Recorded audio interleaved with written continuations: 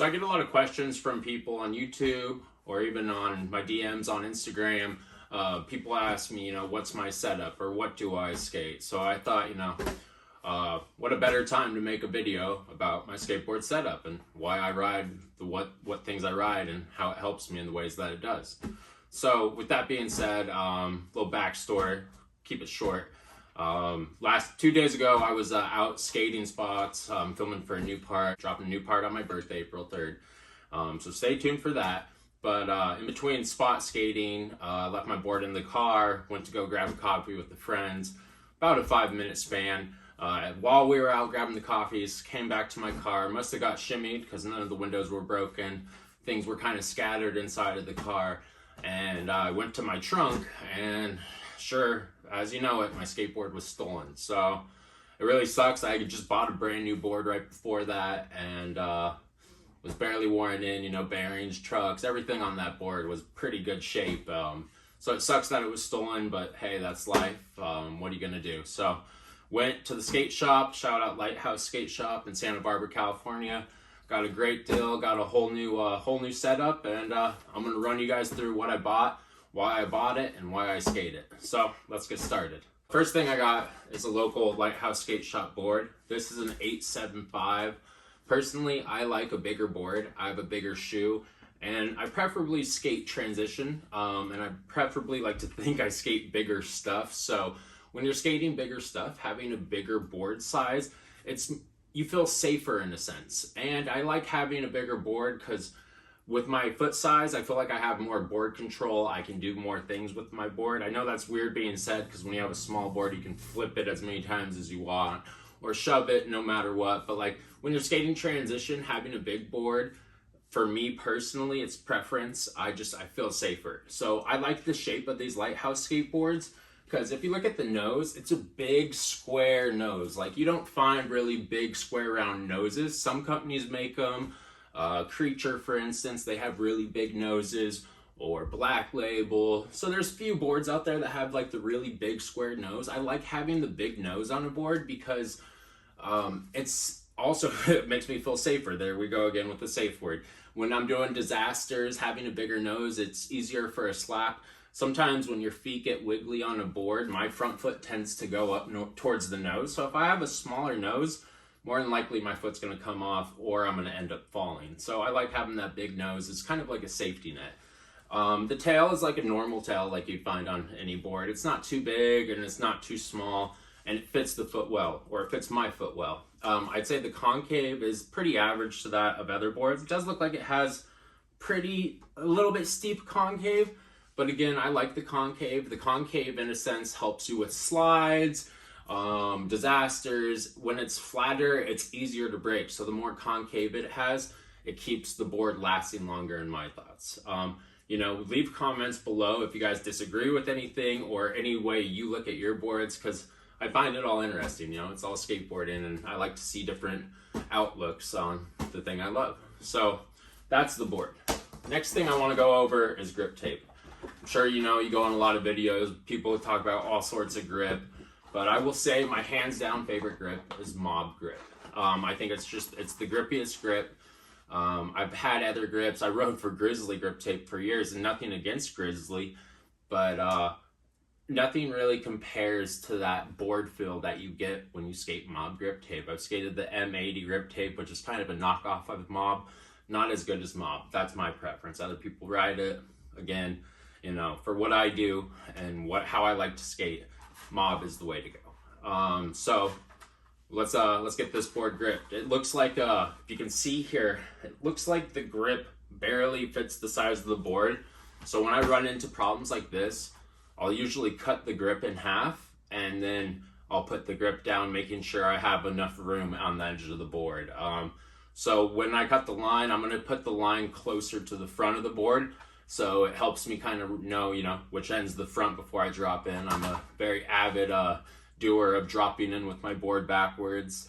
And once I do that, it kind of throws off the whole line I had planned in my head because, my back truck and my front truck are so different. I can tell as soon as I drop in and my board's backward, it throws off the whole vibe. So we're gonna put the line, closer to the front truck or closer to the front bolts and it'll let me know, it'll remind me, hey, this is the front of my board. So let's get this board gripped. Now, a lot of times you'll see like boards, they'll have like, you know, the warning symbol, little sticker, and the bolts. And again, that's all preference. Some people like to take it off. Some people say they can feel it under their feet. Others, you know, it doesn't matter. To me, it's never really mattered. It's never made too much of a difference. The nice thing about these local Lighthouse skate shop boards is it doesn't come with the sticker. It's bare, so it looks fresh. And I also got the yellow top just because, you know, boards come in different colors with the top. And I've always just liked, you know, having a black bottom, yellow top. I don't know what it is about black and yellow combinations, but it really triggers my eye. So that's the one I went with. Because my cut wasn't straight, I'm gonna have the ends on the inside of the board with the choppy ends on the outside being cut out. When you're gripping the board, you know, people will do different ways of gripping it. One thing I recommend is that you start with the nose and work your way out, because you don't want to get too many air bubbles in there. I mean, air bubbles are gonna ride out. It's natural to have air bubbles. I've been skating for a little over 20 years and I still kind of suck at gripping boards, let's be honest. So like when I go into a shop and they're like, hey, you want me to grip it for you? I'm always like, yeah, go for it. So I really don't have too many crazy preferences with that, but you know, gripping boards takes time to master. You're not going to be good at it right away. So, you know, just try to start from one end and work to the other, or start in the middle and work out the tail and the nose. Just try to be as even with your hand over it and try to have it, you know, leveled out correctly so you don't have grip tape hanging off the edge of the board and part of the deck showing, so to say. We're going to put this shorter end on, and since this is the nose is always the bigger part of the skateboard. For those of you that don't know, the tail is always going to be the smaller side. I do know some people that like to ride it the opposite way and have the nose be the tail and the tail be the nose, but it's not that way for me. When I do airs, ollies, anything, your foot's got to roll, and you got to give that foot, you know, you got to give that foot room to roll. So having the bigger nose gives you more time to roll the foot, allowing the back end to come up on ollies, airs, all sorts of stuff. So that's kind of why we have, you know, the nose on the front. And especially if you're doing nollies and all sorts of crazy stuff off your nose, you know, you need that big nose to nollie up stuff, because nollieing's a lot harder than ollieing, and you know, you're going off your nose while moving forward. That's a whole trick in itself. But we'll probably go over more of those in my channel in time. But you know, we're working our way up. There's different ways to grind down your grip and make that line around it. I have friends that use the truck. I have friends that use a screwdriver. Really, I just recommend whatever you have at your disposal. When you're out at a spot, you might not have, you know, these things available. You'll definitely have a truck, or you can use your friend's truck off his board. So it's really just whatever's available when you are setting up that board. I'm not going to do the truck method since I have a screwdriver right here, but if I was to do the truck method, I'll show you real quick. You would just grind it on the edge. And you see how it makes that white line? You use that white line, so you use the razor blade to cut around it, and it just creates for a straighter cut. Especially when you're starting grip boards, I recommend, you know, grinding it down at first. It also helps, you know, keep the grip down on the board so it doesn't pill up, because that's a problem you'll definitely run into. We'll start sanding it down. I have a screwdriver here, long piece of metal, kind of just got an angle. So yeah, I just want to cut along that that white line that we grinded out. Just kind of follow it along, do a nice straight cut. It's a little bit tricky sometimes when you're first doing it around the nose and tail. I kind of still suck at it, but it makes it skatable. I don't mind. So next, I fold up this grip after I get it around, because I'm going to use this to sand down the edge later. Now that the board's gripped, I got the line. It's on the topper half, so I know this is the front. I know this is the back. Next thing we're going to do is we're going to take that grip that we folded and we're going to sand down the edges. The reason we sand down the edges is so that the grip doesn't pill back and come off the board. Especially if you're living like a colder state or back east. Like I lived in Colorado, and growing up there in the wintertime, if I didn't sand down my board, there was times when the grip literally just wanted to come off the board, because the grip gets hard, the underside gets hard, it gets sticky, it doesn't stick to the board anymore, and it comes right up. So you want to make sure you sand the board. Sanding the board is really going to help you know, keep that grip down and keep it from peeling back up. And having nice looking grip kind of adds to having a nice looking board, because that's what you're looking down and seeing versus seeing the underside of it. It's all in your head, you know, whatever is in your head. If you're feeling good in your head, you're going to feel good skating. And if you feel good, you're going to skate good. It's full circle.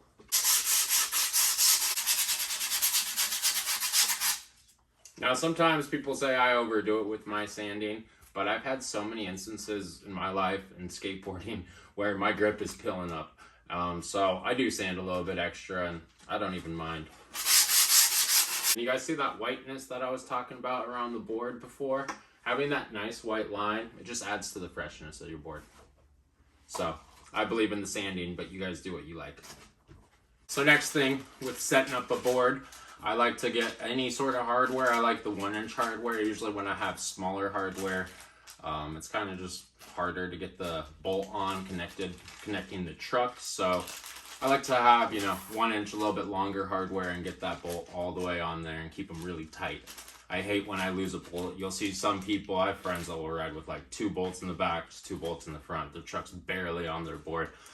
I'm not one for that. I like being stable because you never know how fast you're going to go, especially when you're skating transition. You definitely don't know how fast you're going to go. Sometimes you just see a crazy gap, but you're going to need to go really fast. So the more stable your truck is on the board, I feel like the faster you'll be able to go. Again, that's all in my mind. It's different for people, but I do what I believe in. But I am open to suggestions. So, you know, leave any suggestions in the comments below. I'll be reading them deeply, okay? There's different ways to get these bolts in the board. I don't really carry a little thin piece that I can just stab into the grip. Especially when you're out skating a spot or filming a trick, and you know, you're not gonna always have this little thing with you, especially if you don't have your car with you, you're with the homies. So you gotta kind of, again, use what's at your disposal. And at my disposal is gonna be my hardware. So what I do is I just flip over the board, you know, poke down each hole a little bit. I get to see it pop up from the other side. And that's all I need. I don't need to go all the way through because I'm going to flip the board back over. I'll see where I put the grip up, or where I put the bolt into the grip, and you'll see that little divot in the grip tape. And then from there, I'll shoot the grip back through the other way. Sometimes I feel like if you push too hard, or you know, try to push this thing all the way through, it lifts up your grip around the truck, and it just creates for unevenness in the grip. And I can feel every little crack in there. It's board feel, you know. So that's just me. Other people, you know, they like having that feeling under there. It's all preference. So I see all the little divots. You can maybe see them on here, maybe not. Maybe my camera's not good enough, but I see the divots. Just put the bolt right into them. Perfect. All right, so the next thing that comes with setting up the board is your trucks. These trucks I got, these are my first pair. These are the new Af1 Ace Trucks. I've heard nothing but good things about it. For the last year, before my board was stolen, I had a pair of Indies on there, and I haven't rode Indies in about 10 years. I don't know why I switched to Indies. I guess, you know, the skate shop I went to, I did ask for Ace first. They didn't have Ace. I needed new trucks as I broke through the axle on my last pair of Aces, so this part of my truck fell completely off. You know, doing enough front side grinds and ollie front side truck bashes, that will happen to your truck after enough time. So, you know, I broke those trucks off, had to get some Indies. I rode Indies for the last year, and I will say they are not nearly as good as the years that I was skating when I was riding the regular Ace trucks. Then I saw that Ace, you know, recently dropped these Af1 trucks, so well, since I had to get a whole new complete, I was like, why not try these Af1 trucks? I got size 55 because I ride an 875 board. They only make a 55, which fits an 8.5 board, or a 66, which fits a 9-inch board. So I got the little smaller ones. I would rather have a board that's bigger with smaller trucks than have a board that's smaller with trucks hanging out the side. That's something I don't like. I don't like to look down and see my wheels hanging out the side. It's just not appealing to me. So I went with the 8.5 trucks. I've always had boards that have been a little bit bigger than the trucks itself, so it's something I should already be used to. But with the filling of these trucks compared to my old Ace trucks, I can already tell you just by filling it, just by holding it, that this is a stronger aluminum alloy. It's going to last longer. Even the aluminum alloy on this bolt hanging out itself is stronger. It also comes with a rethreading tool, which is new. So if your bolt, you know, if it doesn't work, if it doesn't screw on, if it comes stripped, you can just rub this rethreading tool on there and keep turning it. You could even put it inside, you know, the hole for the wheel, and you can just keep turning it, and you can rethread your truck bolt so you can get your wheel on there and keep skating. Not only can you do it for just yours, but you can do it for any friend's truck on any sort of company. It can be, you know, a Venture, it could be an Indy, it could be a Thunder. Doesn't matter what truck it is, Ace made a tool so that it fits and works for any sort of truck. So shout out Ace for doing that. You know, you guys are spreading the love for all of us skaters and keeping the dream alive. So thank you to that. So I'm excited to try these new trucks. I will be doing a review video on these as well, so you can stay tuned for that. But let's get these trucks on the board. So with the hardware, you know, there's the Allen key hardware, or there's the regular screwdriver hardware like I have. Most hardware is not Allen key, so it's kind of hard to find an Allen key out there when you're out and about, and a lot of people don't just carry an Allen key with them. So I've always been about just doing the regular screwdriver ones. I mean, there was a time when I even rode for Diamond, and not anything against Diamond either.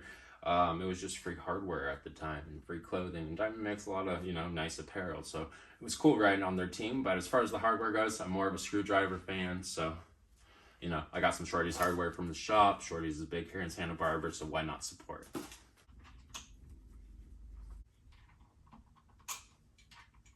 I'd say the hardest thing on a brand new skateboard to break in is your trucks. And that really just goes for the bushings themselves, because, you know, you got to break in the bushings, you got to break in the turning, and you got to find, you know, the tightness and looseness of how you like your trucks. Everyone has their preference, and having your trucks feel right is the steering of your skateboard, and it's basically everything. You know, I know having good bearings and wheels and speed is good, but you're not going to have any of that without steering and direction. So breaking in the trucks is usually the hardest and takes the most time. But, you know, the more you're out there on the board, the more time you spend on there, the quicker you're going to break them in. Easier said than done. So with the electric screwdriver, it's easier to strip your bolts using an electric screwdriver versus just using your hand. But when you use just your hand and a screwdriver, it's a lot more tiring. I honestly think that's going to cause people carpal tunnel one day. So I'd recommend using an electric screwdriver. Makes your job a lot easier, makes it a lot quicker, so you can get on your board and go have some fun with your friends. When you're doing the electric screwdriver, you just want to make sure you push pressure equally on the bolts and on the nut side to screw in. Once it gets to that point where it's not screwing in anymore, that's when you want to go manually with your hand on the bolt and just tighten it all the way. I like my bolts flush with my grip tape just so I don't fill the bolts under my feet. It affects my skating personally, but I mean, I have friends who like to leave up their bolt like 1/10 of an inch so they can fill it. Again, it's all preference. It's whatever you feel and whatever feels best for you.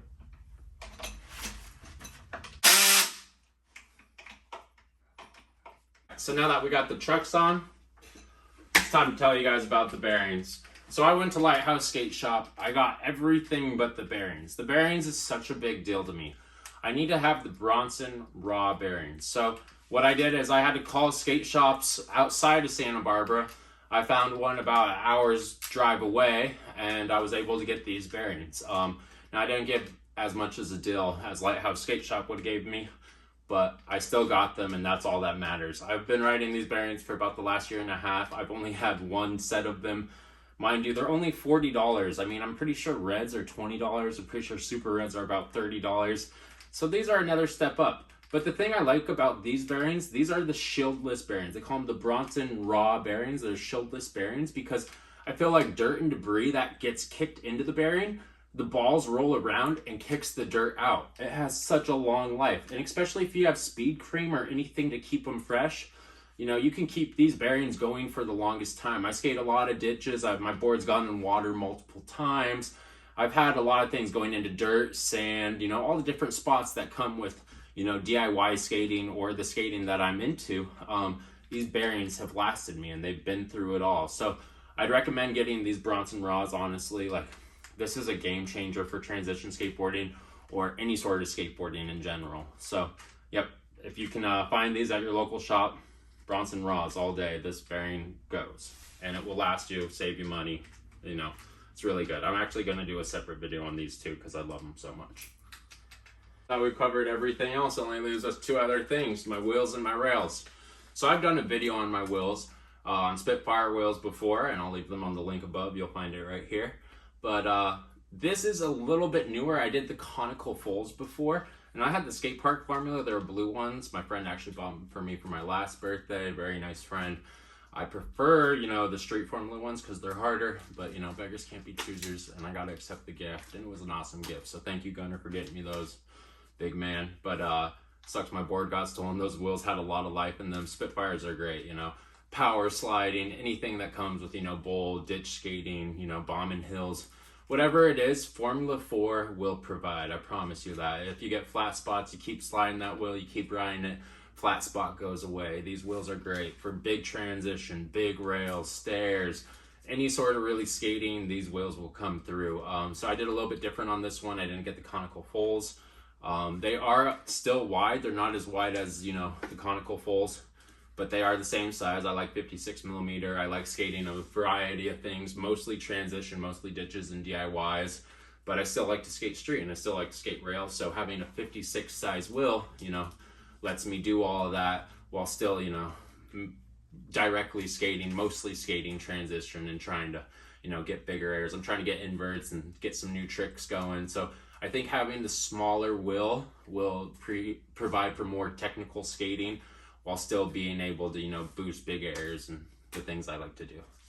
And these are the shieldless bearings. With the shieldless bearings, you want the shieldless part on the outside of the wheel where the bearing's going to go, and you want the closed part on the inside of the wheel so that if dust, debris, anything gets kicked into these balls while the bearing's spinning, it kicks the debris back out and that thing is clean. It stays clean as a whistle. Right, so I know it sounds crazy, but everyone has their own little skateboarding hacks. Sometimes I run into a problem where I have a hard time getting the bearing into the wheel, and someone taught me this and it works great, is lick your wheel.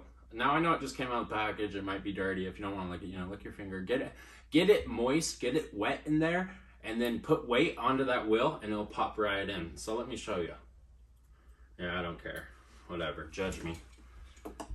So you put it on the bearing there, just put a little weight in, and it pops right into place. So you can see I have the ballless raw part on the outside, and that's what it's going to look like. So let's get the other bearing in.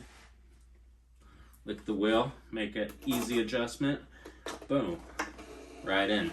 So you see these washers on the truck, you want to make sure you have one washer on the inside, put the wheel down, put the other washer on top. I didn't do that for the longest time, but I swear if you do that, it makes your wheel roll longer, and the longer your wheel's rolling, it's just going to provide for more speed. So think about when you're on the skateboard, that wheel's going to roll faster, you're going to go faster. So make sure you have one washer on the inside, one washer on the outside. And then with the rethread bolt on here, onto the top, boom. Do that 3 more times and you're ready to go skate. When you're tightening the wheel down, you're gonna feel it shake a little bit, and then you're not gonna feel it shake at all. Then if you do it too tight, the wheel's not gonna roll. So I like hearing a slight little movement in my wheel in the truck, because I just know it's not gonna get tightened down on its own. I know the wheel's not gonna stop. And having that little movement creates a little bit sketchier skating. And when you're barely hanging on, that's more exciting for people to watch. And I kind of like doing that myself. So that's what I'm into.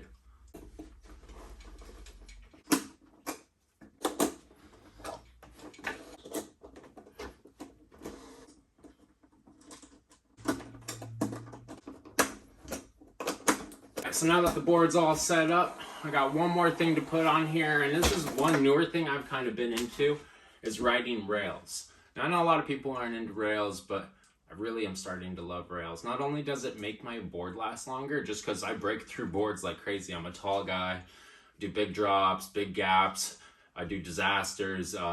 Breaking boards is a very common thing for me. So since I've been riding rails, it's been making my board life last longer. Also, I've been getting all crazy with slides, long board slides to hurricanes, and rails makes that a lot easier. One thing I do versus a lot of other people is I only like to ride one rail, and I like to ride that rail on my front side of my board, so I'm regular, so I like it to be on my toe side. The reason for that is when you're sliding on a backside board slide, you don't have to balance as much. You can let one rail rest down, and because of the concave of the board, the other end is bare and it rests down, and you're in a perfect balance slide. You don't have to like balance, have your arms out as much. It kind of just sits there flat, and it makes sliding much easier, so you can go for longer distances. I've heard that if you put the rail closer in the middle of the board versus the outer side of the board, that you can like pop slides faster. You can pop your board slides into hurricanes and do different variations, get technical with your board slides. But I haven't got there yet. I will in time, but I will be doing a video on skating rails and what I think about them. So make sure you guys stay tuned for that one as well. So when I set up these rails, I am going to set them up about, I'd say, a ½ inch from the edge of the board. There's only one thing I do dislike about skating rails, and that's grabbing the board. Sometimes when I go in to grab the board, my nails or the tips of my fingers will nail the rail instead of actually grabbing the board.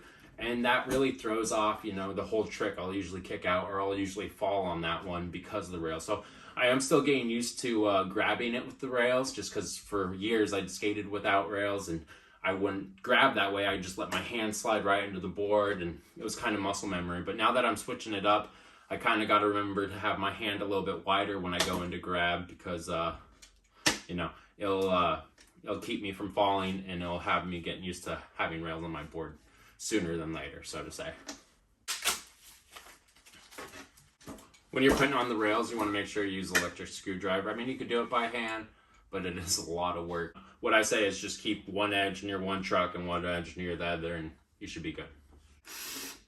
I always start screwing down the middle of the bolt of the rail, because it kind of gets, you know, it evened out. From there, I screw in the two ends, and then I do the two inner middle ones, and it keeps the rail the most flat on the board. Usually when you go in screwing the nails in from one end to the other, it'll create little divots within the rail to the board, so there's a space. And when you're doing tricks, you can kind of hear the rail slap the bottom of the board, and it's kind of like a foreign noise in a sense. You're like, what's that noise? But then you remember it's your rail. I don't like hearing that noise. You know, you don't want to hear that on your board. So that's also preference. So I'd say, you know, start in the middle with the first screw, the two ends, and then the two inner middle ones, and that rail will be flat to the board, and you won't have that noise.